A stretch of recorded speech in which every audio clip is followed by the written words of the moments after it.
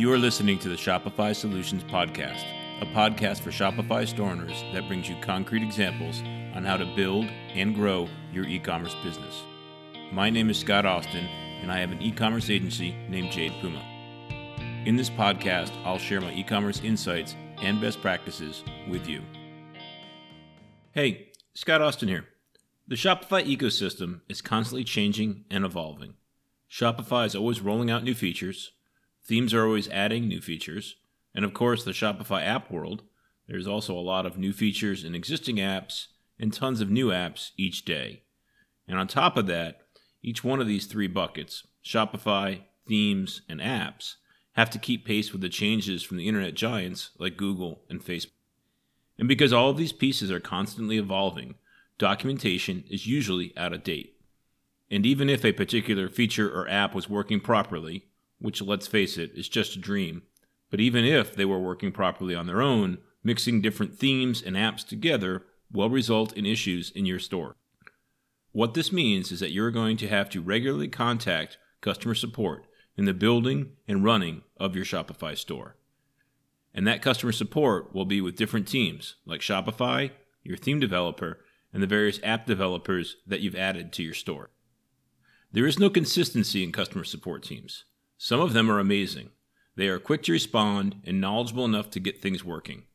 Two examples are Judge Me, who makes a review app, and Boost, who makes a filtering app. Working with these two teams is usually a joy as they consistently exceed my expectations. But the reality is that much of the customer support you will come across is not a joy to work with. In fact, many of them just plain suck. But I'm not here today to dwell on things we can't control. All a store owner can do in the face of poor quality customer support is help the team better understand the issue. This is very much in the only thing you can change is yourself mindset. So in this episode, I'm going to share my best practices on how to best work with the various customer support teams you'll need to work with in the Shopify ecosystem. Let's start off with a bit of a reminder. We all know that Shopify is a massive, organized technology company with thousands of employees. But the rest of the companies that you will work with in the Shopify ecosystem are much smaller. In fact, many apps are built by a team of just one. In other words, most of the time, the support team you're engaging with is not even a team. It may just be a single person. And whether it's a small company or a bit bigger of a company, the Shopify ecosystem is extremely global. So the company could be located in Canada, or in Brazil, or in the Czech Republic, or in Singapore. In other words, the customer support team could have very different time zones, language skills, or cultural norms from your own. As a Shopify expert that has worked on hundreds of stores, I am constantly engaging a variety of customer support teams. It's a daily occurrence for me. So over time, I've found best practices that make the support process easier for both parties. So here are the best practices that I try to follow. 1. Make customer support part of your decision-making process. If you're going to make a choice for, let's say, an affiliate app, there are many possible solution providers. A quick search for the term affiliate program on the Shopify App Store has over 150 results. No doubt, you'll be comparing prices and features between all of the providers. I recommend that you also evaluate the quality of support that they provide. And by support, I mean documentation and support tickets. One way to judge the quality is to look at the reviews. See what customers say about the support they receive, and also notice how the support team responds to negative reviews. Also check out their website for documentation. Some apps, surprisingly, provide no documentation. And see how easy it is to contact customer support and create a ticket. A team that has a ticketing solution in place is more customer focused than a team that just handles issues with email alone. So in the end, you may want to avoid apps and themes that demonstrate poor customer support. Many of my app recommendations are driven by the quality of support that I get from their team. 2. Be nice. Now this sounds obvious, but when I look at customer reviews in the Shopify App Store, I can easily find store owners that are not being nice. And this is a common issue on the internet. It's not just store owners, it's human nature. We become the worst versions of ourselves when we can't see the person we are dealing with and are just communicating through text and email. Remember, there is another human being on the other side of the process. And customer support staff are generally more junior people. So while the quality of the support that you're receiving may be very poor, the cause of that may be a poor support process, not character flaws of the person trying to help you. So be nice to them and treat them with courtesy. Now, I get how it can sometimes be a challenge to be courteous. Here's one of my pet peeves. You know how many apps have online chat? It drives me nuts when I'll start the chat with a long description of the issue I'm having and all the steps that I've taken to troubleshoot it so far. I've given the support person all the information that I think they need to get started. But then they come on and say, "Hi, I'm John, and I'll be helping you. How are you doing today?" No acknowledgement of all the information that I've provided, and they are waiting for a response to their generic question. Like I said, I have a hard time with this. But I take a breath and remind myself that John is just following the process set up by his company, and John is probably not empowered to improve that process. So I try to be nice to John, as he's a victim of this just like I am. And to drive the be nice point home, because it's so needed in all we do on the internet, another way of saying be nice is assume positive intent. Here's a quote from Indra Nooyi, who is CEO of PepsiCo, on the benefits of assuming positive intent. Quote, "My father was an absolutely wonderful human being. From him, I learned to always assume positive intent. Whatever anybody says or does, assume positive intent. You will be amazed at how your whole approach to a person or problem becomes very different. When you assume negative intent, you're angry. If you take away that anger and assume positive intent, you will be amazed. Your emotional quotient goes up because you are no longer almost random in your response. You don't get defensive. You don't scream. You are trying to understand and listen because at your basic core, you are saying, maybe they are saying something to me that I'm not hearing. So assume positive intent has been a huge piece of advice for me." End quote. Number 3, avoid slang and abbreviations. Remember that the support team may not be a native speaker of your language, or they may be in a different culture. So try to avoid slang and abbreviations in your communications that they may not understand. Be a little more formal and spell things out. 4, do not use pronouns like this, these, that, those, or it. We all have different types of logic, so what is obvious or common sense for one person may not be the same for another person. As such, I recommend repeating the name of something throughout the conversation and avoid using pronouns to refer to it. For example, if you are having an issue on the product page for your 4-slice toaster, always refer to it as the 4-slice toaster product.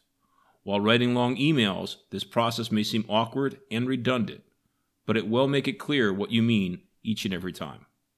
Number 5. Similar to number 4, this one is to call a thing by the exact term that anyone would see on the screen. So if you are using an app and referring to an input box in the app that is called promo description, I'd recommend always referring to it as promo description, and even putting the term in quotes.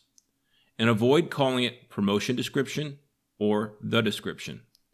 Using the terminology that is already in the screens that both parties can look at is like having a common dictionary. Number 6, always provide a URL when possible. Whether referring to a page on your website or a part of the app you need support on, if there is a unique URL, include that URL in your message. Sharing the URL will ensure that both parties are on the same page, literally and figuratively. If you don't know what a URL is, it's the full text in the browser address bar that takes one to an exact page on the internet. And you can easily copy it from your browser address bar and paste it into whatever communication you are drafting. Number 7, provide screenshots. As you know, a picture is worth 1,000 words. And that's true in customer support too. Providing a screenshot can help the party on the other side understand what you are seeing. I use a screenshot service called Giazo, which I'll link to in the show notes. And there are plenty of other providers to choose from. This service comes with a Chrome plugin that takes a snapshot of the current web page and stores it in the cloud so I can easily share it with anyone.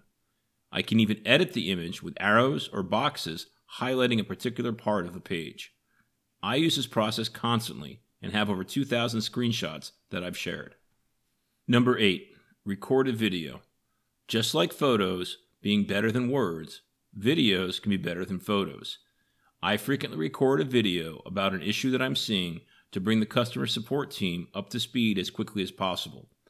I record my computer screen as I narrate what the issue is. To do the recording, I use free open source software called OBS. I'll include a link to it in the show notes. I don't edit the video, I just add the raw file to my YouTube account to share with others. I usually add them as unlisted videos in YouTube so that only people with a link can view them. I've currently got over 400 such videos in my YouTube account as I'm creating them every week. Number 9, explain how your store is set up. Let the customer support team know about the particulars of your setup, like what Shopify plan you're on, what channels you are using, and what apps are installed. Especially highlight any recent changes. Number 10, explain the technology you are using for testing. Different operating systems and different browsers act very differently. So if you have found an issue, be sure to let customer support team know the particulars of your setup. For example, let them know that you are experiencing an issue on Safari on an iPhone 12. This year, I had a client who kept showing me an issue in her store, but I could not replicate the issue. I did testing on Safari on multiple iPhones as the client was using an iPhone. In the end, through much testing, we discovered that the issue only existed on an iPhone 10. I mention this as being very specific can help the support team quickly replicate the issue. Number 11, explain how to reproduce the issue. Let the customer support team know the steps you take to see the issue you are reporting. Recording a video can make this task much easier. Too many times, the support team will simply be told it doesn't work without any further explanation. For the support team to help, they need to be able to replicate the issue on their own. So help them do that with a detailed explanation of the steps you take to see the issue. As I record my videos for this purpose, I actually narrate what I'm doing with the mouse and keyboard as the video doesn't provide that information. Number 12, it is what it is. Getting angry at customer support because a feature or app doesn't work the way you think it should does not make the support process any easier for anyone. Support teams are designed to help you work with the existing technology. Though they may be able to push requirements to the product development team, that is not going to help you anytime soon. So accept the limitations of the technology today and find ways to make it work for you the best you can. And lastly, number 13. Sometimes things just don't work. Because the Shopify ecosystem is open, not every combination of apps has been tested, which means there's no guarantee that they will work together. My clients and I are frequently pushing the boundaries of the technology available, which means sometimes what we are trying to do isn't possible.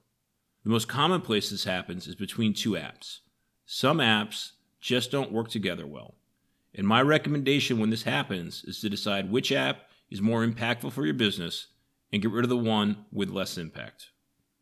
So I've just given you a whole bunch of best practices, and they probably require a bit more effort than you are currently putting into your customer support interactions. And you may be saying, why should I put in all this extra effort? In my experience with customer support, quality in is equal to quality out. In other words, the more quality you put into the process by providing as much information as possible, the higher the quality of support you will receive. By showing the extra effort, the support team will also provide their extra effort. This is just human nature. Would you rather talk to a person who is screaming that you are an idiot, or would you rather talk to a person who is informative and thankful? Remember, you can't change the customer support staff or the processes that they have. All you can do is change how you treat them and then see how they respond. The pace of change in the Shopify ecosystem is only increasing. This means that contacting customer support is going to be a regular part of running your business. So follow these best practices to ensure a smoother support process with more positive outcomes. Thanks for listening. You've been listening to the Shopify Solutions Podcast with Scott Austin. This podcast is brought to you by Jade Puma, a full-service agency focused on Shopify. If you like what you heard, please leave a review and subscribe on iTunes or wherever you get your podcast. If you have a question or comment, please send an email to scott@jadepuma.com.